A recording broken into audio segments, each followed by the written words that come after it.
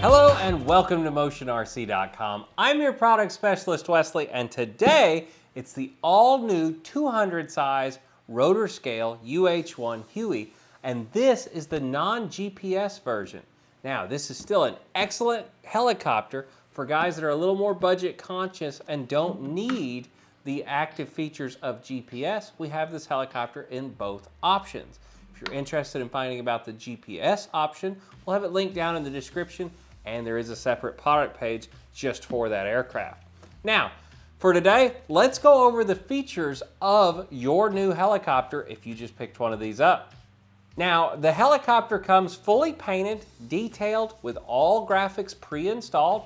The only assembly you're going to need to do is on the back of the helicopter, there are two red fins that need to be just keyed in. And then on the sides of the helicopters, you just need to screw the ordnance onto the helicopter. For the doors on the side, they are pre-mounted and they are hinged if you want to be able to open and close the door. The aircraft also comes with a full lighting package all the way around the aircraft for dusk flying. On the bottom of the helicopter, you're going to see that it does have the LED indicators on the battery to tell you your charge level. You do also get a brushless main rotor motor that is going to give this thing tons of horsepower. It can fly inverted, which we will go over in just a few minutes. And of course, out of the box, it is covered in detail. It is actually an excellent model of a Huey if you've been looking for one.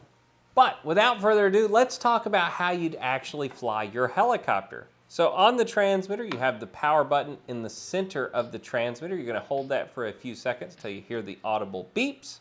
Once that's done, we're going to make sure that up in the top left-hand corner, the lock-unlock button is in the locked position. That means that the rotor head cannot initiate when we power up the aircraft. Once that's done, we're going to flip the helicopter over, hold the power button until you see the indicator go across in green. This is going to tell you that the helicopter has turned on, and all the lights should also activate for the helicopter at this moment. Once that's all done, we just need to take it out to the field, set it down, and we're ready to take off. Now, if the indicator on the back of the helicopter is green, you are in optical flow mode. This means the helicopter will take off, and then it will sit there and try and maintain altitude and position using the optical flow sensor on the bottom of this. And it does a pretty good job. It's not GPS, but it's not bad in this. It's going to be a very similar experience to flying a GPS helicopter.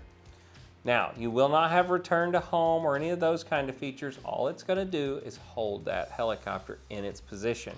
In this mode, in low rate, the helicopter is also very docile. If it's very windy outside, you will need to go to high rate pretty quickly. But if it's in a nice calm evening when you fly this the first time, in low rates, it's going to be very slow to respond and everything's going to happen very slowly. So it's going to be very easy for you to learn orientation with this. Once you start getting the hang of that though, underneath the throttle stick, there's a trim tab there that you can flip that says L or H. Of course, that is low rates and high rates, which is the amount of angle the helicopter can have, making it have more speed.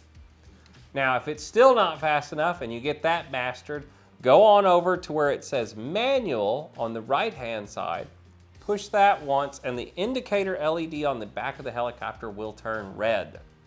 Once that happens, the optical sensor will be disabled.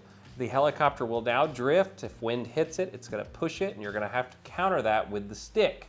But the cool thing, if you can get used to flying in this mode, this is when you unlocked the full speed of the helicopter. This thing absolutely rips. For one of these little helicopters, it is super fast. And once you've found that mode and got comfortable with it, you're ready to try inverted flying. So in order to do that, you must be in high rates with the optical flow sensor disabled. Then climb to a safe altitude above around 20 to 35 feet. Then you can hold the right-hand side bottom trim tab to the right. You will hear an audible beep. Once that happens, you just simply push your aileron stick left or right. And then once you've hit 100%, the helicopter will flip to inverted and set there. Your controls stay exactly the same, so you don't have to worry about thinking in your mind what reversing is, backwards, forwards, left, right, anything. It all does it for you. So it should just be like flying it in normal. Now remember, you don't have optical flow, so the helicopter will descend on its own and it's not going to hold perfect position. So just be ready for that when you're inverted. There is no obstacle avoidance, so if you get near a tree, you're probably going to hit it. So keep this away from trees and things when you're in this mode doing what we're talking about. But it is pretty darn cool when you successfully do it the first time. To get the helicopter to flip back over, it's as simple as holding that trim tab again to the right and then pushing your stick left or right, and the helicopter will flip from inverted to right side up. Now, that's pretty much all the features of this little helicopter, so at this point you need to be able to land it. The way you land it, whether you're in optical mode or standard mode, bring it down to the ground slowly, hover it, then bring it down the rest of the way till it's on the ground. Once it's on the ground, you can hold the stick down to the bottom for the throttle or your elevation change. It will turn the rotor head off after a few seconds. In turn, what I like to do, once it's down on the ground, I just flip the lock/unlock button to the lock position. That'll also instantly kill the rotor head. Now, if you're in flight and you flip that kill switch, the helicopter will go to full brake and it will fall out of the air and probably destroy your helicopter. This is an emergency switch that is only to be used if the helicopter's getting away, you don't know what's going on, you're gonna hit a building, something. Hit that, the helicopter will fall out of the air right wherever it's flying. And this is a safety precaution. You do not want to hit somebody with these little 200 size helicopters. They have quite a bit of power in this rotor head, and you could injure yourself with these. If you're getting one of these for Christmas, make sure you have some adult supervision when you're playing with these things. All right, pilots, now that we've gone over everything back at the bench, we're out here at the local park. I'm just going to take it up for a few seconds so you can actually see this helicopter flying in full speed. So in order to do it, we're going to flip this switch right here up to the unlocked position, then hold the two sticks down into the outside. That's going to start the rotor head, then add collective to take off. Now, I'm going to let go of the controls. Let me get it set up here. Now, even though this is not a GPS helicopter, it has what's called optical flow.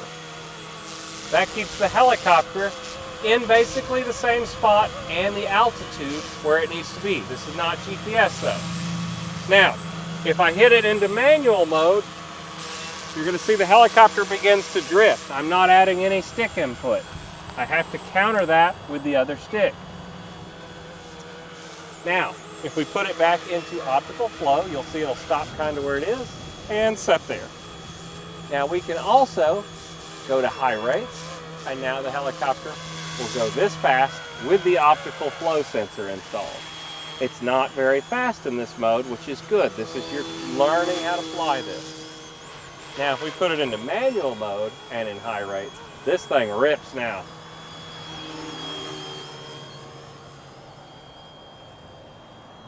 This might be the fastest of all the little helicopters. We'll bring it right here in front of us. So my battery got a little low. I was going to flip it over for you, but instead we'll bring it down here and we'll land it.